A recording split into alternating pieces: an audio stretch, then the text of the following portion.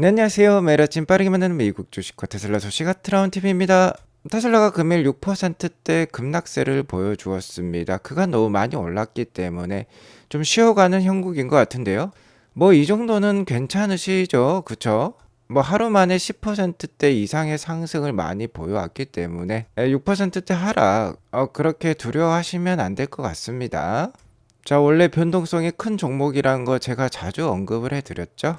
어쨌든 테슬라 주가 너무 비싸졌다라고도 생각을 해볼 수 있을 것 같아요. 이 점 오늘 중점적으로 분석을 해서 알려드리도록 하겠고요. 중국 주간 판매량이 잘 나온 것 같습니다. 어쨌든 테슬라 주가의 이 높은 수준을 보장받으려면 역시나 중국 쪽에서 판매량 잘 나올 필요가 있겠죠. 이 점도 같이 알려드리도록 할게요. 미국 증시 현황부터 간략히 살펴보고 가도록 하겠습니다. 자, 오늘은 나스닥이 0.09% 빠진 가운데 러셀 2000이 1.79%나 빠졌어요. 나스닥 빅테크 기업들은 선방을 했다라고 볼 수 있겠죠. 그렇게 많이 빠지지 않았습니다. 일단 오늘 전반적으로 모두 쉬어가는 흐름이 나왔어요. S&P 500이 5,983으로 마감을 했는데 대선 이후 6거래일 만에 쉬어가는 흐름이 나왔다라고 볼 수 있겠습니다. 전날까지 3대 지수가 4거래일 연속 신고가를 경신을 했거든요. 뭐 애플 주가를 보면 미국 대장주 중에 하나이지만 그간 그렇게 좋은 모습을 보여주지 않았어요. 자, 하지만 테슬라 같은 기업들이 선방을 하면서 S&P 500이 최근 6017까지도 올라왔었습니다. 아무래도 6000선에 저항이 있을 수 있겠죠. 어느 정도 주가의 마일스톤이라고 볼 수 있는 게 이정표라고 볼 수 있는 게 6000선이기 때문에 6000선 저항에 따라서 기술적 하락이 오늘 나왔다라고 볼 수 있겠고요. 금일은 비중 있는 경제 지표 발표가 없습니다. 시장 참가자들은 트럼프 2기 내각 인선에 주목을 하고 있는데 아무래도 뭐 충성심에 의해서 그 트럼프에 대한 충성도에 따라서 지금 내각이 이루어지고 있는 것으로 판단이 되고 있어요. 어쨌든 오늘은 키 맞추기 장세가 나왔습니다. 자, 보시면 그간 테슬라가 많이 오를 때 빅테크들이 좀 쉬어가는 흐름이 나왔는데 오늘 엔비디아 2%대 상승, 마이크로소프트도 1%대 상승, 구글, 메타, 아마존, 애플도 괜찮은 모습을 보여주면서 테슬라와는 상반된 모습을 보여주었어요. 그간 매기가 테슬라 쪽으로 많이 쏠렸었기 때문에 오늘은 키 맞추기 장세가 나왔다 테슬라를 차익 실현을 하고 다른 빅테크에 투자한 투자자들이 많았다라고 볼 수 있겠죠. 자, 그리고 트럼프 당선 이후에 유가가 좀 계속해서 하향 안정화된 모습이에요. 오늘도 68불대를 보여주고 있는데 유가가 저가권에서 좀 낮은 모습을 보여주니까 에너지와 관련된 이런 경기 민감주들, 중소형주들 좀 힘을 못 쓰는 모습이 오늘 나왔습니다. 자, 하지만 10년물 국채 금리는 달라요. 다시 한번 4.4%까지 오르는 모습을 보여주었는데요. 10년물 국채 금리가 어느 정도 크게 오르는 모습이 나오면서 주가에는 좀 부담으로 작용을 하고 있는 것 같아요. 아무래도 트럼프가 당선이 되자 이렇게 상반되는 모습이 나오고 있는데요. 트럼프는 관세 인상 계획과 감세 정책이 대표적인 경제 정책이라고 볼 수 있겠는데 이렇게 되면 자, 수입 물가가 오르는데 인플레이션 둔화세가 감소한다. 그러니까 인플레이션이 오히려 올라갈 수도 있는 그런 모습이 연출이 될 수도 있어요. 자, 그렇기 때문에 국채 금리가 좀 오르고 있다라고 볼 수 있겠고 이렇게 되면 연준의 금리 인하 행보도 좀 느려질 수 있겠습니다. 그러한 것들이 지금 이 확률상에 잘 나오고 있어요. 일단은 이번 12월 달 금리 인하의 확률도 좀 내려가는 모습입니다. 어제는 65%대였는데 오늘 62%까지 내려왔고요. 전에 이 그래프를 보시면 계속해서 이 파란색 란이 좀 많았어요. 계속해서 떨어지는 모습이 나왔는데 굉장히 이 간격이 타이트해진 모습입니다. 자, 내년 12월을 보더라도 금리가 약 한 4%대까지밖에 떨어지지 않는 모습이 나오고 있어요. 트럼프가 당선이 되니까 굉장히 확률이 이 앞쪽으로 앞당겨진 모습입니다. 전에는 여기까지 내려오기도 했었는데 아무튼 현재 금리가 4.75%인데 내년 말 그러니까 1년 후에도 금리가 약 4%대로서 지금보다 0.75%밖에 빠지지 않을 수도 있겠다라고 지금 확률은 나오고 있는 거예요. 트럼프 당선 이후에 이렇게 확률이 많이 바뀌었다. 그러니까 연준의 기준금리 인하 행보가 좀 느려질 수 있겠다라는 거 우리가 좀 확인을 하고 가야 될 것 같습니다. 연준의 금리 인하 행보가 느려진다라고 하면은 일단 금리에 민감한 테슬라 같은 종목에게는 안 좋을 수 있다라고 볼 수 있겠는데 다만 트럼프 집권 이후에 테슬라에 대한 특혜라든지 지원이 많이 있을 거예요. 특히 자율주행 기술이라든지 로보택시, 옵티머스와 같은 산업들은 정부의 전폭적인 지원이 필요합니다. 그러한 점에 있어서 테슬라가 호강을 좀 볼 것이다 라고 생각이 들고요. 자, 테슬라 주가 오늘 6%대 하락을 보여주면서 328불로 마감을 했어요. 그간 너무 급격하게 올라왔기 때문에 일단 차익 매물이 출회가 되면서 오늘은 좀 쉬어가는 흐름이 나왔습니다. 자, 그도 그럴 것이 트럼프 당선 이후에 테슬라 주가가 너무 급등을 했어요. 나스닥이 단 4.4% 오를 때 테슬라는 무려 최소한 36% 이상 상승을 보여주었습니다. 충분히 그러니까 쉬어갈 만한 구간에서 지금 쉬고 있다라고 볼 수 있겠고요. 테슬라 주가가 328불, 330불대 정도로 내려오면서 자, 이제 350불이 저항이 되었어요. 저항 가격이라고 볼 수 있겠고, 기술적으로 분석을 하자면 급등한 구간의 한 중간 라인 정도가 316불이라고 볼 수 있겠는데 316불의 1차 지지 라인, 300불의 2차 지지 라인이라고 볼 수 있겠습니다. 트럼프 당선 이후에 개인 투자자들 뿐만 아니라 기관 투자가들도 많이 유입이 된 것으로 알고 있어요. 자, 그렇기 때문에 300불 이하로 내려가기는 쉽지 않겠다. 시장이 무너지지 않는 이상 그래도 뭐 추가적인 하락이 있다라고 하면은 300불 전후에서 강력한 지지를 받지 않을까라고 생각이 들고요. 자, 이는 어쨌든 저의 뇌피셜이니까 투자에 참고만 하시기 바라겠고, 중요한 건 역시나 테슬라의 펀더멘털이 계속해서 잘 상승하고 있냐 안 하느냐 그 부분이라고 볼 수 있겠죠. 테슬라의 펀더멘털이 지속 상승하는 한 최대한 오래 보유하셔가지고 홈런성 수익, 큰 수익 만들어내시기 바라겠고요. 자, 오늘 중국 판매량 알려드린다고 했죠. 11월 첫째 주 4일부터 10일까지의 판매량이 나왔습니다. 17,200대가 나왔는데 좋은 판매량이 나왔어요. 자, 매 분기 두 번째 달의 첫 번째 주를 비교해 보면 좋은 숫자가 나온 거죠. 자, 5월 달에 첫째 주가 9,800대였는데 17,200대니까 굉장히 많이 나온 거죠. 자, 3분기의 두 번째 달은 8월 달이었습니다. 8월 달 첫째 주도 12,500대니까 이번 17,200대 큰 숫자고요. 2월 달 첫째 주가 1,600대인데 이것보다도 훨씬 큰 숫자가 나왔어요. 그러니까 판매량이 잘 나왔다라고 보시면 되겠고요. 자, 이를 그래프로 나타내 보면 이러한 모습이죠. 이번 4분기 보라색 막대인데 가장 위에 놓여 있습니다. 드디어 다른 분기 막대를 이렇게 골든 크로스 해냈죠. 자, 지금부터 중국 판매량은 더 잘 나올 수 있어요. 왜 그러냐면 4분기는 어쨌든 계절적으로 봤을 때 판매량 성수기입니다.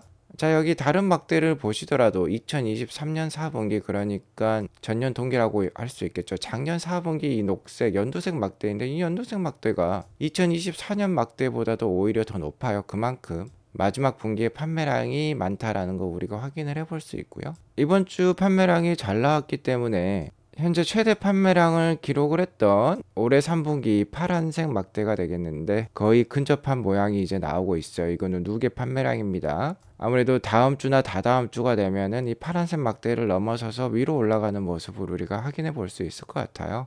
현재 4분기는 6주차까지 진행이 되었는데 전년 대비 23.7% 앞서가고 있고 전분기 대비로는 약 4% 빠져 있는데 다음 주나 다다음 주에 아마 이를 뛰어넘을 것 같다라고 볼 수 있겠습니다.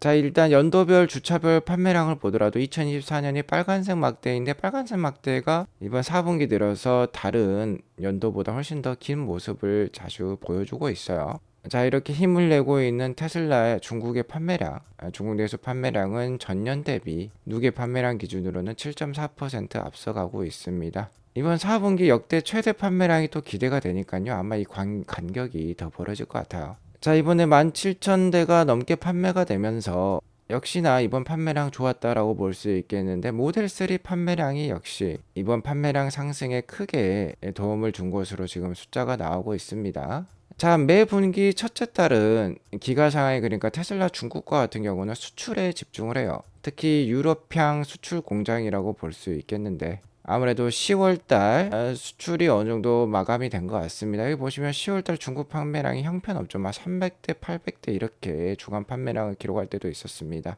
10월 달에는 중국 내수가 아니라 유럽과 같은 수출에 집중을 했기 때문에 이러한 판매량이 나온 것이고요.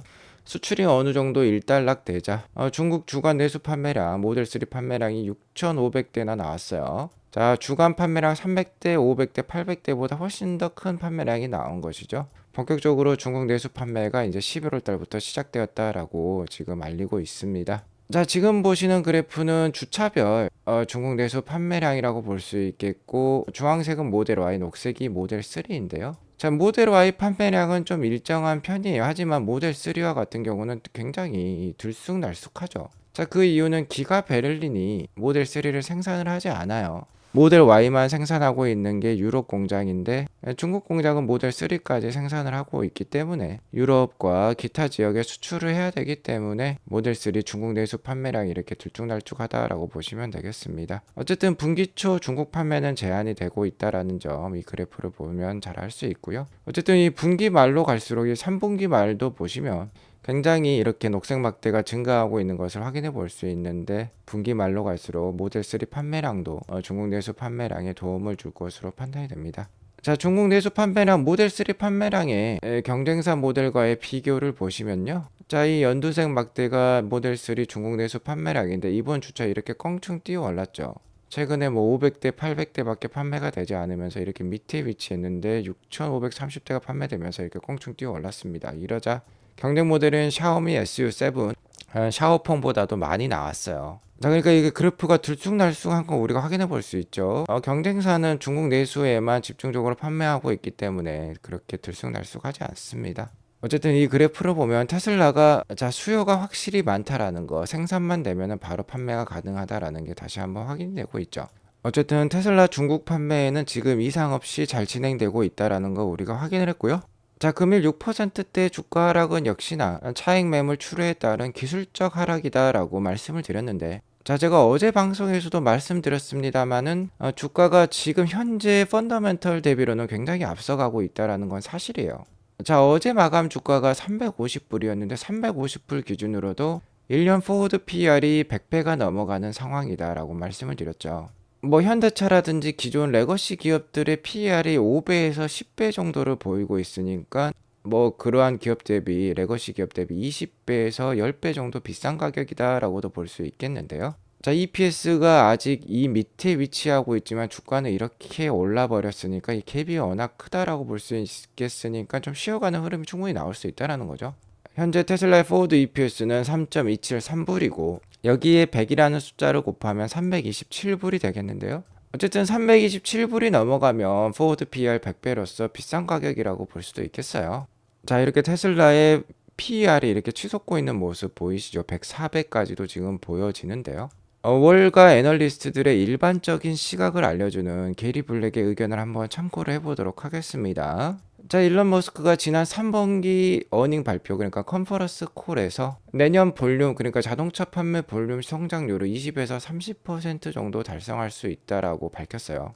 자, 그리고 이만큼 성장할 수 있는 거는 내년 상반기에 25,000불에서 30,000불짜리의 소형 해치백 모델 Q 또는 모델 2로 일컬어지죠. 이 모델이 나올 수가 있기 때문에 이 모델이 되면 테슬라가 차지할 수 있는 마켓쉐어가 넓어지는 것이죠. 현재 테슬라는 이러한 저가 차량이 없기 때문에 현대 기아라든지 뭐 폭스바겐이 그리고 토요타가 강력하게 차지하고 있는 이 영역을 테슬라가 이제 침투를 할 수 있게 되는 것이죠. 그렇게 되니까 내년 볼륨 성장률이 20에서 30% 정도 늘어날 수 있다라는 뜻이 되겠습니다. 자, 일단 그것만 달성이 된다라고 하면은 그러니까 올해 한 180만 대인데 내년에 약 한 220만 대에서 230만 대 이상의 판매량을 올릴 수 있다라고 하면 이 정도의 PER 줘도 된다라고 지금 얘기를 하고 있어요.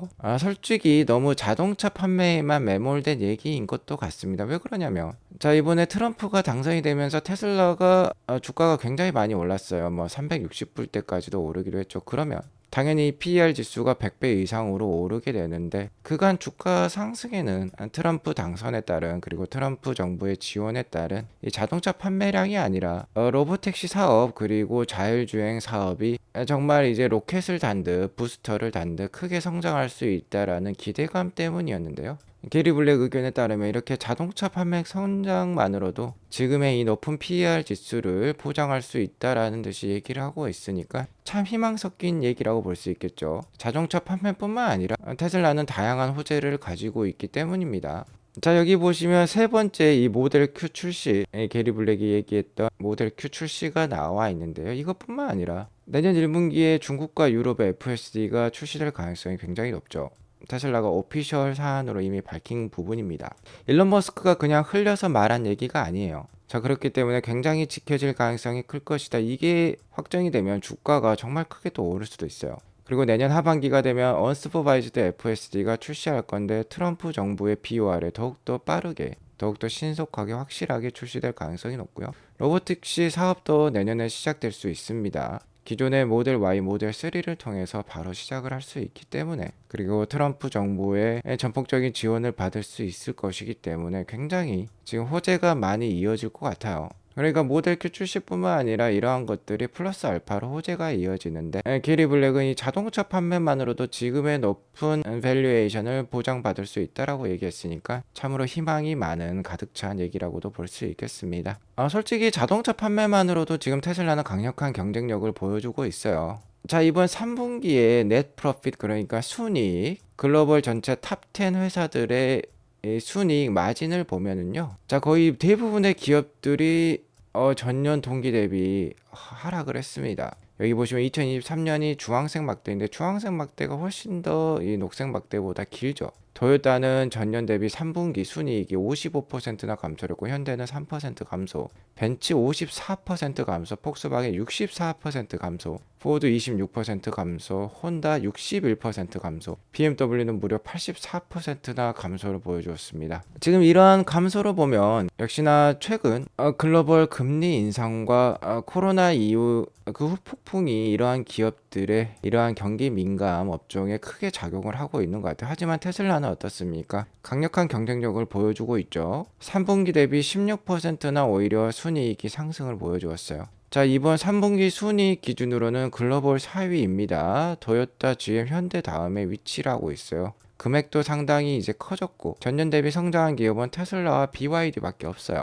이러니까 자동차 판매에 있어서도 지금 강력한 경쟁력을 보여주고 있다라고 보시면 되겠습니다. 아무튼 제가 오늘 단기적인 시각들에 대해서 얘기를 해주고 있지만, 역시나 지금 테슬라 주가가 하락을 해서 300불대 초반까지도 떨어진다라고 하면은 계속해서 매수 찬스를 주고 있다라고도 볼 수 있을 것 같습니다. 자, 이번 3분기 실적도 정확하게 맞췄고, 목표가를 최근 400불 또 600불까지도 제시한 웨드부시의 댄 아이브스에 따르면요, 현재 테슬라의 성장 스토리는 애플, 마이크로소프트, 엔비디아의 성장 스토리와 닮았다라고 얘기를 하고 있어요. 자, 2007년에 애플이 아이폰이라는 것을 개발해서 세상에 알렸습니다. 자, 이때까지만 하더라도 애플은 모두 하드웨어 회사인 줄 알았어요. 하지만 아이폰을 통해서 플랫폼 사업에 진출했고, 소프트웨어 수입이 지금 애플의 한 30% 정도를 담당하고 있습니다. 굉장히 큰 사업부예요. 자, 이 아이폰의 그런 소프트웨어적인 가능성을 못 봤던 것들이죠. 사람들이 몰랐습니다. 2014년에는 또 어떤 일이 있었습니까? 나델라.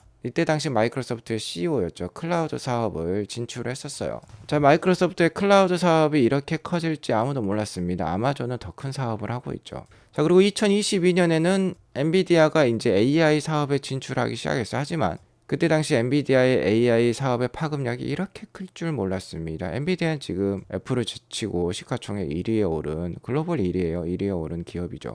자, 이러한 내러티브가 테슬라에게도 이어지는 거예요. 바로 오토노머스로 이어지는 겁니다. 자율주행 로보택시가 되겠죠. 자, 아직 사람들은 이 가치에 대해서 잘 몰라요. 그리고 테슬라 주가에도 아직 반영이 많이 안 되어 있습니다.